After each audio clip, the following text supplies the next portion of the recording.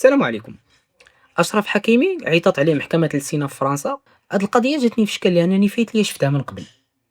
هو أن أشرف حكيمي نهار قبل الفينال ديال الشامبيونز ليغ غادي تعيط عليه المحكمة باش يحضر في المحكمة على القضية ديال الاغتصاب ديالو، وعاوتاني قبل أي ماتش مهم كتعاود تعيط عليه المحكمة. فاللي ملاحظ هو أنه قبل كل ماتش كتعاود دار ليه هاد القضية هادي. فاللي شفت أنا بحال أشرف حكيمي كيتعرض للابتزاز من القضاء الفرنسي. غادي تبان لك شي حاجه، خاصه الا كنتي انت من المدافعين ديال حقوق المراه، كيبان لك اي واحد عنده قضيه اغتصاب راه ظالم. ولكن راه القضيه ماشي بحال هكاك، حيت حنا في افريقيا وفرنسا كدير الابتزاز القضائي. واللي في هذا الفيديو غادي نوريك اربعه الحالات مضمونين ديال فرنسا دارت ابتزاز قضائي اللي كنعرفوهم حنا، يخلي القضايا اللي ما كنعرفوهمش حنا.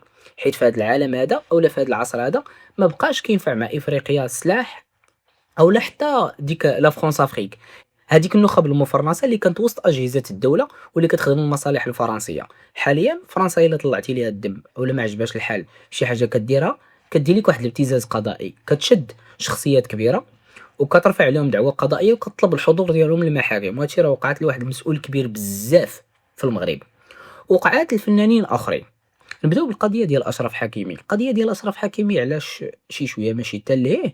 لانه السيده في النهار الاول اللي مشات ديكلارات بلا ما تعرف شكون هي وما بغاتش ديكلاري، بل ان علمات الشرطه الفرنسيه صافي. وهاد القضيه ما كتدخلش للعقل. كيفاش انا كتمشي عند الشرطه الفرنسيه وتقولي لهم راه بغيت نقول لكم بلي راه فلان دار ولكني ما بغيتش I don't want to press charges، بمعنى ما بغيتش نديكلاري، ما بغيتش هاد القضيه تمشي للمحكمه. المهم ان هاد القضيه ديال حكيمي كتبان في وقت ما اشرف عنده شي ماتش كبير، شي ماتش مهم بالنسبه ليه وحتى بالنسبه للمغاربه. فمن 2023 لدابا حنا 2026 مازال المحكمه ما قدرت تحكم في واحد القضيه اللي بسيطه، مع العلم ان هذيك البنت خرجوا ليها التسجيلات ديال الميساجات مع صاحبتها وهي كتهضر عليها كيفاش غادي نمشيو نقلبوا حكيمي في دارو. نهار قبل الماتش ديال الشامبيونز ليغ عيطات عليه المحكمه، وعاوتاني نهار قبل ماتش مهم اللي هو الماتش اللي غادي يحدد حنا فين غادي نمشيو للمونديال غادي تعاود تعيط عليه المحكمه عاوتاني. كاين واحد الفيديو اللي كاين في الباج ديال راديو مارس اللي ديال كنعتقد انه مول الراديو اللي قال لهم بلي هذه القضيه فيها مؤامره وفيها ابتزاز بسبب التايمين. بمعنى هو ناصر الخليفي تيقول لان المحكمه الفرنسيه كتجبد هذا الموضوع نهار قبل شي ماتش مهم وما كتعلموش من قبل، بل انها كتقول ليه اليوم خصك تحضر، كتقول ليه بلي غدا خصك تجي عندي، وداك الغد ليه كيكون نهار قبل ماتش مهم. فنخليكم مع هذا الفيديو تفرجوا فيه. Oui. C'est de sources sûres, hein, d'accord. Il y a des gens mal intentionnés. Il y a des gens qui payent. Maintenant, malheureusement, il faut dénoncer c'est les gens mal intentionnés. Parce que cette affaire de Hakimi, comme par hasard, elle sort durant la CAN et elle sort maintenant. Donc, il y a des gens mal intentionnés qui veulent faire encore du mal au Maroc. D'accord? Et ils commencent à sortir. Et donc, ils vont jusqu'à payer certaines personnes malhonnêtes. OK? Et il faut être très vigilant. Donc, ces gens-là, qu'est-ce qu'ils cherchent? Ils vont aller chercher pour faire mal. Ils s'attaquent à ton meilleur joueur au monde. Et ils vont lui chercher la petite bête. D'accord? Et cette histoire de Hakimi est sortie à la CAN, comme par hasard. Et puis, ça fait plus rien.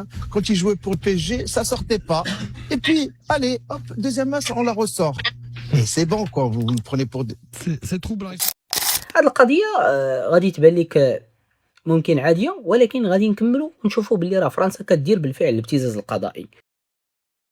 هاد القضيه هادي وقعت في المغرب سنه 2014 فاش الجمعيات الفرنسيه غادي يمشيو عند واحد المغربي كيسمي راسو معارض، غادي يخرج في 2014 ويقول انه تعرض للتعذيب من طرف عبد اللطيف الحموشي، وغادي يديروا واحد الدوكيومونتير كبير وغادي يقول لك انهم عذبوني في المطار وفاش حيدت هذاك الشيء على عيني كيبان لي عبد اللطيف الحموشي قدامي.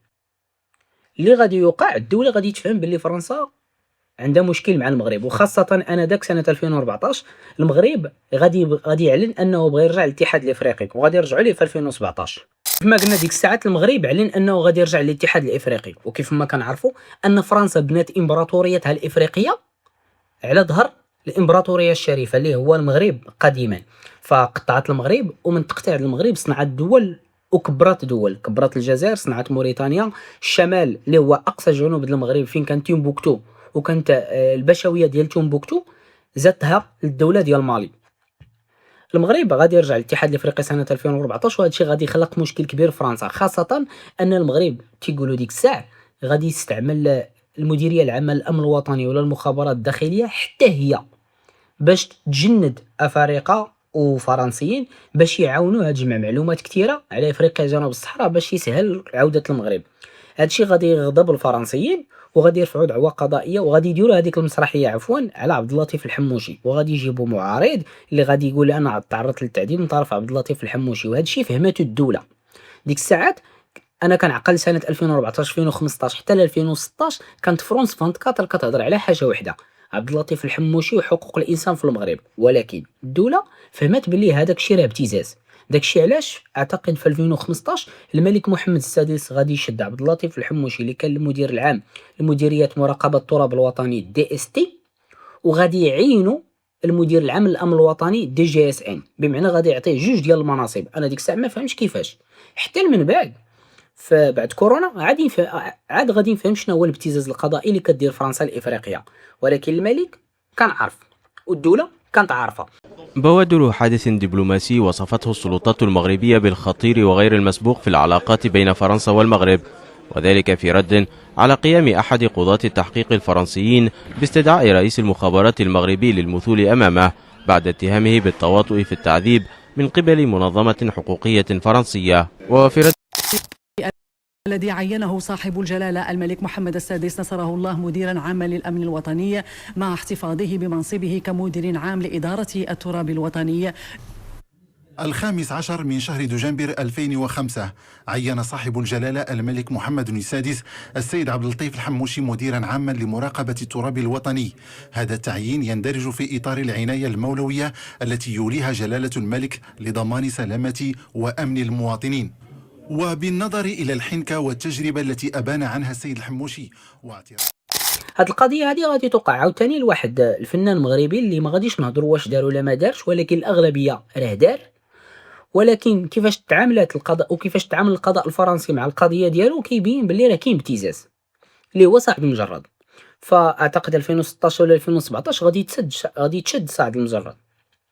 فاش غادي يتشد سعد المجرد القضيه ديالته غادي تبقى في القضاء تقريبا 9 سنين 8 سنين حتى غادي يخرج براءه، مره كيدخل مره كيخرج. ولكن اللي لاحظت في قضيه سعد المجرد انه كيدخل ولا كيخرج حسب علاقات الدوله المغربيه بفرنسا.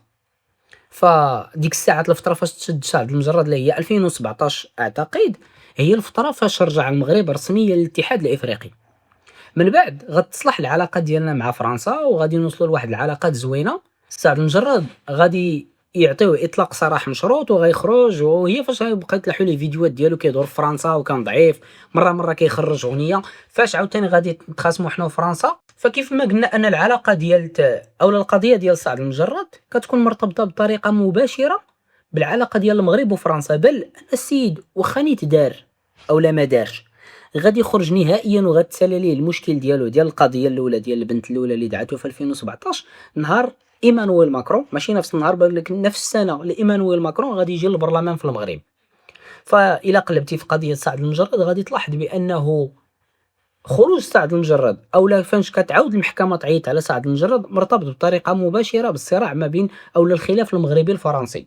هادشي غادي تلاحظوا الدوله عاوتاني وغادي تعرفوا داكشي علاش غادي تلاحظوا انه في الفتره ديال 2017 2018 2019 اللي هي الفتره ديال الاعتقال كان الملك محمد السادس ديما في عيد العرش كيعطي الاوسمه الملكيه للفنانه، وهو نوع من الدعم اللي غادي يعطيه الملك ماشي للفنان الفلاني، وانما كانت واحد الرساله ودعم، كانت دعم للفنانه ورساله للدوله الفرنسيه انني فهمت الميساج ديالكم.